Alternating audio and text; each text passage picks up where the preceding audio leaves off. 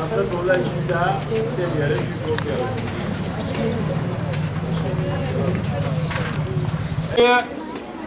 Yine çocuklarınızı sabahleyin kahvaltısız göndermeyin. Sizden rica ediyorum. Tamam, hepimiz kalkarken canımız bir şey istemiyor ama annelerimiz bunun arkasında sığınmayın. Zorla yedirin ya. Hazırlayın, mutlaka çocuk bir şey atıştıracak.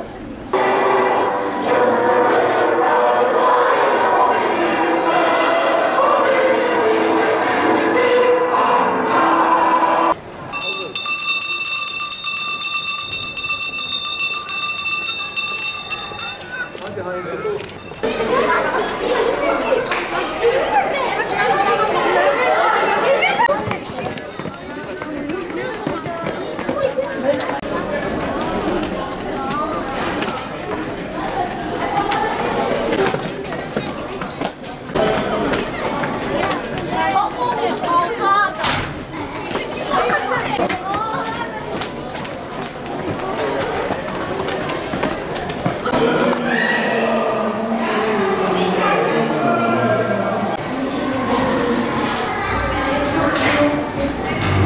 Yazdınız tahtaya. Hocam ben yeni geldim. Çocuklar tanısınlar diye. Evet. Türkçe'de biz kitap dağıtımını yapıyorduk.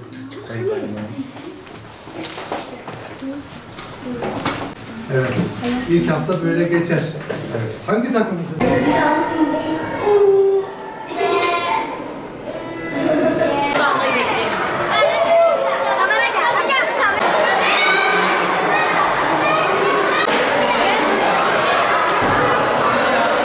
Merhabalar. Arkadaşlar günaydın. Günaydın. Nasılsınız? İyiyiz. Oturun bakalım. Özledik mi okulumuzu? Evet. Öğretmenimiz değişti mi? Evet. O zaman yeni öğretmenimizi de seveceğiz değil mi? Evet. Gittik belki enerjimizi depoladık. Şimdi okul zamanı çok ders çalışacağız. Öğretmenimizle ders onu yapacağız.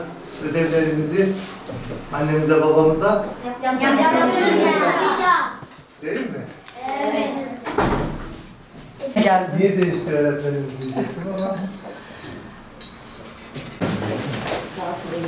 Tulumun defterimiz.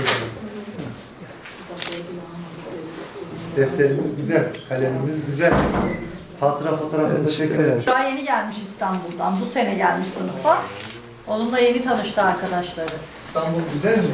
Güzeldi ama babamlar hem köyümüzü özledik diye hem de depremden dolayı buraya geldi. Buraya geldiniz artık. Ama burada okulumuz güzel, öğretmenlerimiz çok iyi. Arkadaşlarımız iyi. Burada da bir sorun yok.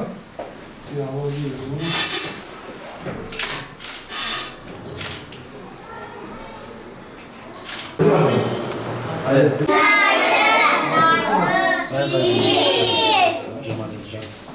Ne yazdınız tahtaya? Hocam ben yeni geldim. Çocuklar tanısınlar diye. Evet. Evet. İlk hafta böyle geçer. Evet. Hangi takımısın sen? Bu sene kim şampiyon olacak? Hayırlısı bakalım. Ben Ya niye hep bu Beşiktaş çok az oluyor böyle ya? 4 tane. şimdi Galatasaray'ım. Ne zaman, hangi takımdaydın? Eskiden Beşiktaş'taymış. Ama olur mu? Yani hoca ders çalışın, öğretmenimizin sözünü dinleyin, anlaştık mı? Ödevlerimizi de kendimiz yapacağız, söz mü? Söz. Abimize, ablamıza, annemize, babamıza yaptırmak yok. Söz. Hadi kendinize iyi bakın. Adım Ömer, soyadım Zahir. Evet, bugün okulun ilk günü neler söylüyorsun bize? Öyle arkadaşlarımı özledim, sınıfımı seviyorum. İşte Kaçıncı sınıfa gidiyorsun? 4G, bu sene 4G'ye geçtim. Okulu özledim, bir de yaz tatilinde işte ödevlerimi falan çözdüm. Sonra bazen gezmeye gittik, parklara gittik falan. Ödevlerimi de bazen çözdüm. Sonra okul açıldı. Tamam. Abdullah Altay. Evet, neler söyleyeceksin? Buradan önce babama selam veriyorum, Kilis'ten. Evet, neler söylersin bize bir okulun ilk günü? O ara bugün okulum çok güzel, çok iyi. Ben de çıkacağım. Okulumda bayağı arkadaşlarımla eğleniyorum. Kaça gidiyorsun? 3'e geçtim. Arkadaşlarımı çok özledim. Arkadaşlarımla şimdi hepimiz beraber oynuyoruz. Hepimiz beraber oynuyoruz. Bugün zaten akrabam geldi öğretmen olarak. Onunla konuşacağım. Yani çok mutluyum. Okul çok güzel, iyi geçiyor. Arkadaşlarımı çok özledim.